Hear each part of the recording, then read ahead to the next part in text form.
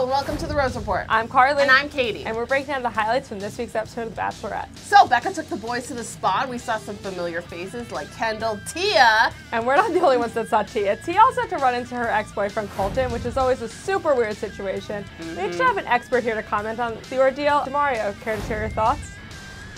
Oh, who's this? Couldn't have said it better myself. Thanks to Mario. Later on, there was a face-off. It was chicken versus male model. Yeah, so it was a classic what came first, the chicken or the male model, and in this case, the male model came first because Jordan decided to start bragging about his Tinder dates, and David decided to go run in Becca and share about his 4,000 Tinder dates. 4,000, by the way. We need to talk about that because I can be on Tinder for like 8 years and probably get a total of 2 if I'm lucky on a good day. So 4,000, I don't know, that's pretty impressive.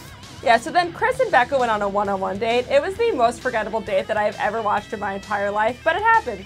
Then there were 2 injuries, not 1, but 2, which makes last night's episode the most dramatic Bachelorette episode ever. First, David fell out of his bed and had to go to the hospital, and then Clay injured himself, and they were not the only ones in pain. I was in a lot of pain just watching this episode because there were some super cringy moments. So we're gonna go through this week's stats on the cringe-o-meter, starting with Becca. Everything Becca did made me hurt.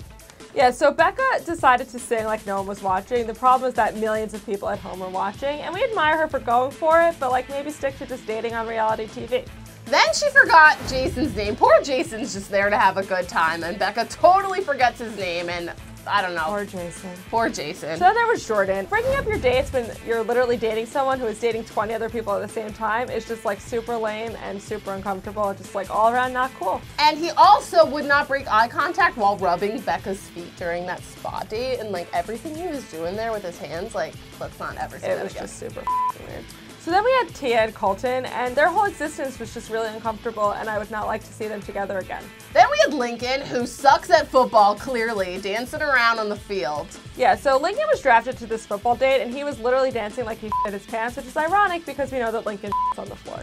Then we have Chris, that love song date. I never want to see that again, and I never want to hear that song. But I do have to give Chris some credit. He rolled up to Capitol Records like he was the 6th member of NSYNC, and he acted like he totally knew who that guy was, and he totally did not know who that guy was. He had no idea. So that was some really admirable acting, and I like to see that in a guy. Then we have David, for being a little bringing up Jordan's 4,000 Tinder matches. Not cool, cringeworthy. We learned pretty literally that snitches get stitches. I wish it wasn't so literal in David's situation, but I'm glad to hear he recovered nicely.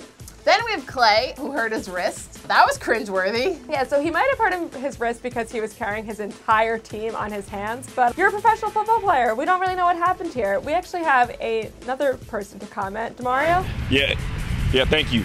Clay, what the f are you thinking? You're a football player who breaks your wrist playing football. You know, that reminds me of last season when me, a basketball player, got eliminated on a basketball date. Clay, we were pulling for you. Everybody was pulling for you. No more. Sorry, Clay. Sorry, Clay.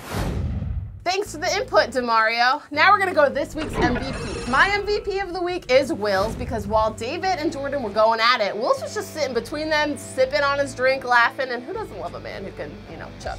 My MVP this week would have to be Jason. He took the worst thing that could happen to you on this show, the lead forgetting your name, and turned it into the best case scenario. Because she went from being like, I don't know your name, to being like, no, it's because I like you too much. I'm so nervous around you. And they made out, and it was adorable. And I love a happy ending, and I love someone who can turn their game around like that. Least valuable player, mine has to be Ryan, because who the f is Ryan?